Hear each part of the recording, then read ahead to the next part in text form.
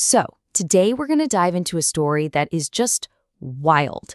It's this incredible mix of pop culture, online panic, and a mystery that is seriously fascinating. I mean, just think about that for a second. Can a comic book, a manga, actually predict the future? That's the huge question at the center of this whole thing.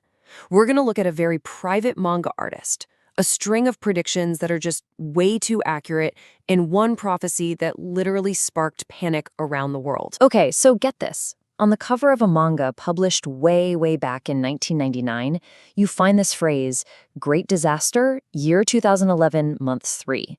And the really chilling part? That was 12 years before the devastating Tohoku earthquake and tsunami hit Japan in March of 2011. So, who was the artist behind this? Her name is Ryo Tatsuki, and the manga is called The Future I Saw. Now, she'd apparently been keeping a diary of her prophetic dreams since the 1980s.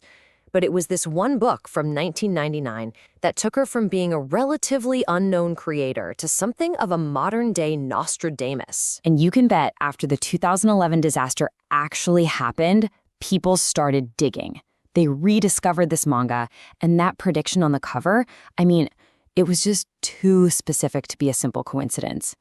Almost overnight, this forgotten, out-of-print comic book became this legendary, almost mythical thing. So you're probably thinking, okay, a 1 in a million lucky guess, right? Well, not if you ask her followers.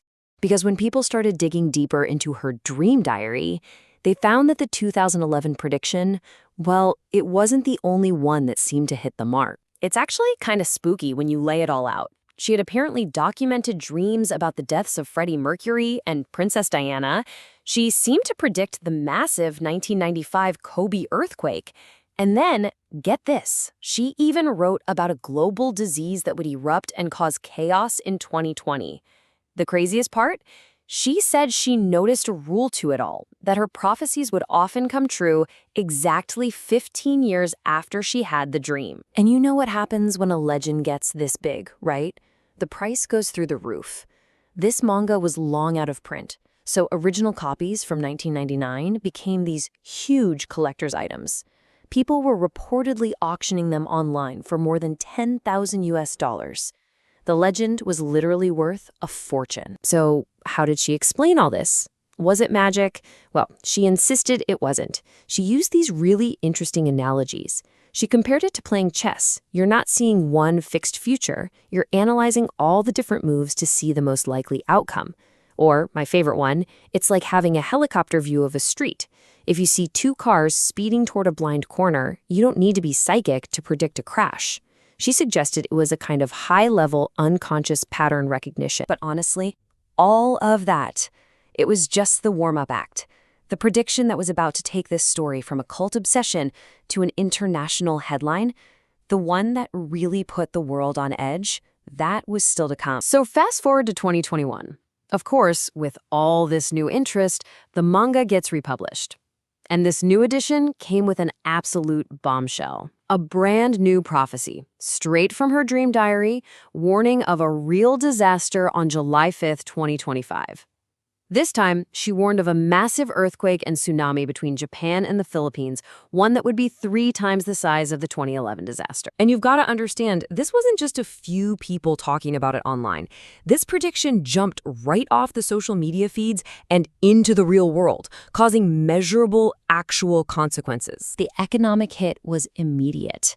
Travel agencies like EGL Tours in Hong Kong reported that their bookings to Japan for that specific period dropped by as much as 50%.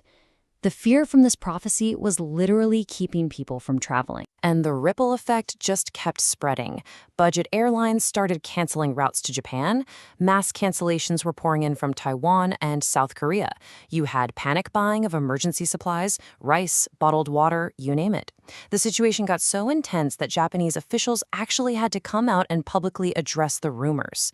And then, as if to make things worse, a swarm of small, unrelated earthquakes hit the Takara Islands, which just threw gasoline on the fire. So after years of online speculation and months of this growing panic, the day finally arrived.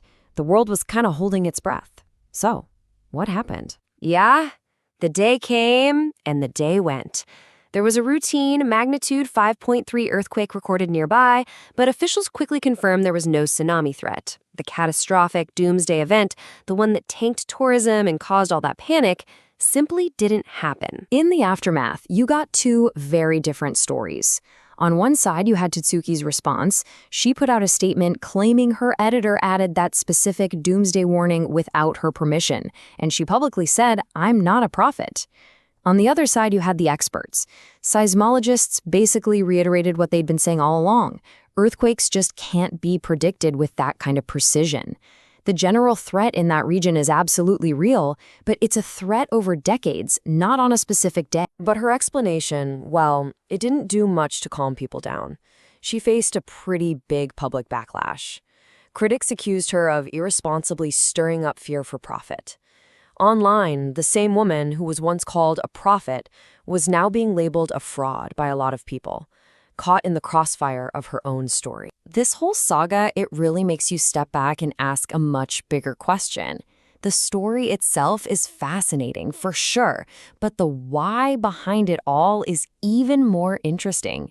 Why are we so captivated by stories like this one? Tatsuki's manga fits right into a genre that's incredibly popular, especially in Japan, post-apocalyptic storytelling.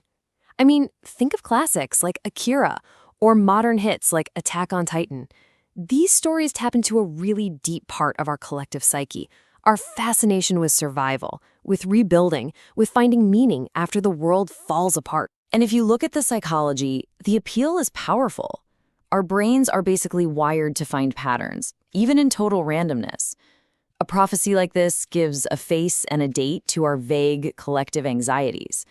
A scary story can actually feel more manageable than just pure chaotic uncertainty. Believing in it gives us this little illusion of control over the things that scare us the most. Ultimately, the real lesson here might be this. As a Bloomberg columnist named Giroid Rady pointed out, the frenzy wasn't really about a manga. It was about the very real, always present threat of natural disasters in Japan. The prophecy was just a vessel for a fear that was already there. It's a powerful reminder that being prepared, not believing in prophecy, is what really matters. So the story of this manga became more than just a strange mystery. It became a perfect modern cautionary tale about how misinformation, whether it's intentional or not, can just explode in our hyper-connected world, creating very real fear and having very real consequences. So that leaves us with one last thought. When we're drawn to a story about the end of the world, are we really looking for a crystal ball to see what's coming? Or are we actually just looking into a mirror, trying to better understand the fears we are already living with today?